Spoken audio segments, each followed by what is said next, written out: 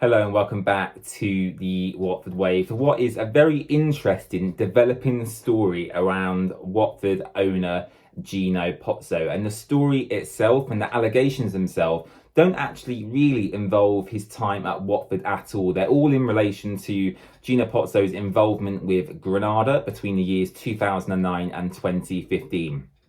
Now, for various reasons that I can't really disclose here today, there's not much I can say around the story in regards to my own personal opinion. And that's just because it's a ongoing legal case. Obviously, Gino Pozzo is innocent until proven guilty, as with every criminal case around the world.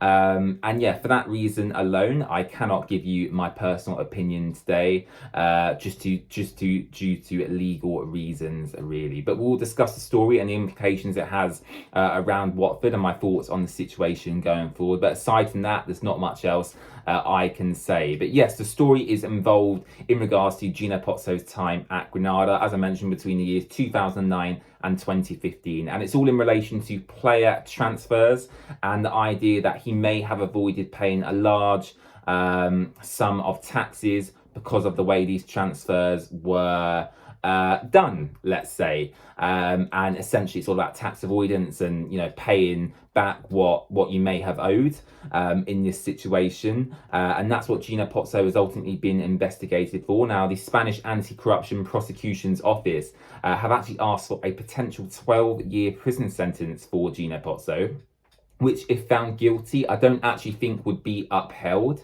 I think, I've seen a lot of these cases before in regards to football and just generally around the world. A lot of times the prison sentence isn't actually, imposed. It's usually a very, very large fine and a slap on the wrist, really. So that's if found guilty. Of course, that has not happened at all in this situation. However, I think for me, talking about Gino Pozzo and his time at Watford as a whole, I think it's frustrating that, these headlines seem to emerge on a monthly, if not yearly basis. And it's happened for quite a long time now. And obviously in this situation, it's not in regards to his time at Watford, albeit it does involve a couple of player transfers from Granada to Watford as well.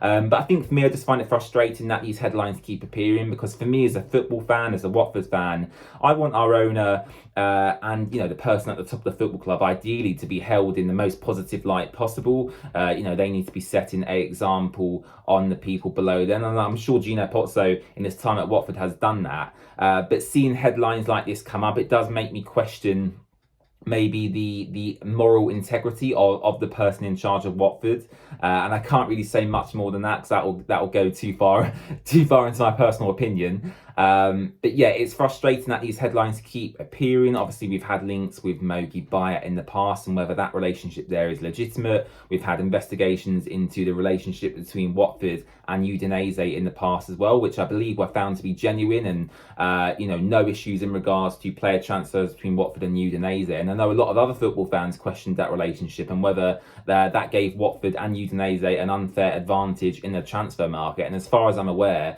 that's all died down now. That was found to be a perfectly legitimate relationship between Watford and Udinese. To give Gino Pozzo a chance to speak as well, he was asked to comment by the Watford Observer, The Athletic and The Guardian, which are three fantastic articles around this issue that I've read. And I'll just read you a statement from Gino Pozzo's spokesperson here today. And the statement says, the case against Mr. Pozzo was abandoned in 2022 with absolutely no evidence of fraud or suggestion of criminality. Mr. Pozzo refutes in the strongest possible terms he has breached Spanish tax laws in any way. So that's Gino Pozzo's stance on this situation. In regards to my own personal stance, as I said, I can't really give that to you today, because it is an ongoing investigation and it may be taken to a criminal trial or a court trial in the near future. But for me personally, I just hope that moving forward, we can kind of stay away from these headlines at Watford.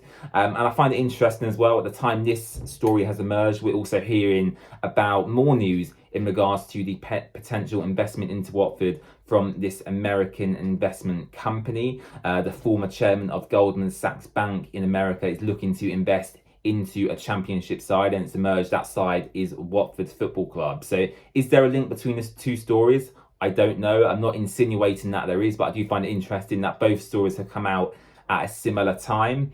So yeah, let me know your thoughts on the whole Gino Pozzo situation in the comments section down below. Do you agree with me? Let me know. And of course, Watford get back to football in action this weekend as we take on Bristol City away from home. So hopefully we can pick up the 3 points in that game. Thanks so much for watching, and I'll see you again very soon. Bye bye.